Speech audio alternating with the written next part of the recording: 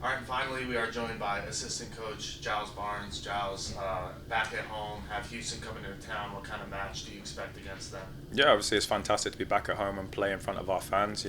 Houston, they're a team that's gone under a lot of changes over the last year, and they've got a new coach in Fabrice, so he's implemented his ideas. They're definitely a different team from what they were last year.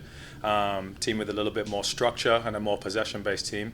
But as you know, in this league, there's no easy game, so we have to prepare correctly for them. What else? Just having a break after that Utah game coming into this week, how important was that just to get a little bit of rest and just mentally, physically for the players? Yeah, I think anytime you can get that kind of rest within the season, it gives you a chance to reboot, recharge, take your mind off of football, and then you come back even fresher and more hungry. We know what our goal is come the end of the season, but it's nice to have that time away to then, as we say, refresh and get going again. What have you kind of seen just from like the week off and kind of taken some time to look at some of the past couple games and maybe found some different points of focus for this team kind of heading into this week? Is there anything that you kind of seen that has been focusing? Yeah, we prepared for Houston. Every team's different. We're coming against a lot of teams that are playing different this year than they played against us last year. So it's obviously we're always learning, always growing. So it's just about finding different ways to manipulate the opponent. But the players that have been in have been fantastic. It's obviously great today to welcome back the internationals as well. Going to represent your country is the biggest honor ever. Big congrats to those players that have been away. But we've been focused, we've been ready, and we're getting ourselves ready for Houston. Kind of talking about the way the teams have been playing against you, how adaptable and on the fly do you kind of have to be in terms of games? Because, like you said, teams have been throwing things out at you that you haven't seen in any of their games previously. Just, how much kind of have you learned through this season so far of just how being adaptable on, changing things in the middle of games? Yeah, I think that's the key word, being adaptable.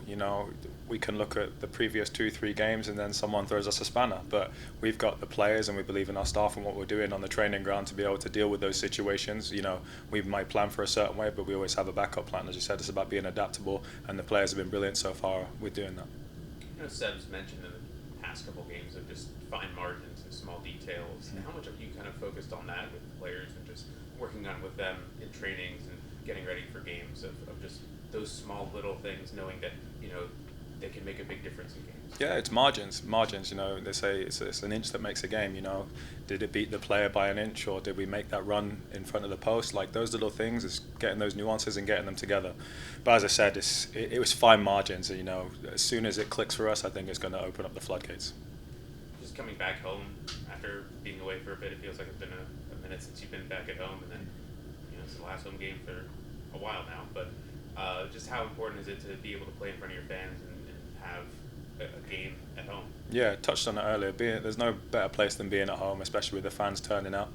And they're our 12th player. I know every player says it and every coach says it, but they truly are. And the numbers they've been turning out in this year has been fantastic.